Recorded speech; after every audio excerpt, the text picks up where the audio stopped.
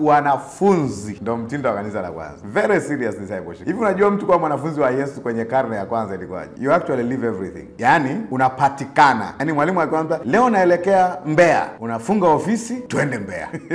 Unaenda kama anahubiri akirukaruka na observe na muuliza baadaye. Kwa nini mwalimu alikuwa anahubiri ukirukaruka? You see walikuwa na private moment na wanafunzi. They ask questions. Na mwalimu wakati mwingine alikuwa Yesu alikuwa anauliza maswali. Walikuwa wanawapelekwa mpaka practicals kabisa. Kuna sehemu walipelekwa sehemu moja, walienda sehemu moja kwenye kutoa pepo. Wakashindwa kutoa. Yesu aliwaambiaje? Nitakaa na ninyi hata lini. Kwa maana yake they were observant. Umeona? Sio kama mwalimu wa chuo kikuu. Mwalimu wa chuo kikuu anaweza kanafundisha anakufundisha kuwa mchumi na yeye hana mpango kwa mchumi.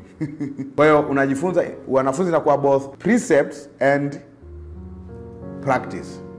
Precepts maana yake ni nakufundisha makanuni, maelezo, lakini pia kwenye field unaenda naye anafanya. Uko sawa Anafanya. Kwa hiyo unafundishwa kwa vitendo na kwa maneno. Kwa mwalimu, hakuna mwalimu wa Biblia ambaye atakwambia angalia sikiliza maneno yangu, usiangalie matendo yangu. That's not discipleship. Discipleship is leading by example. Wanaangalia kila unachokifanya mwalimu wako.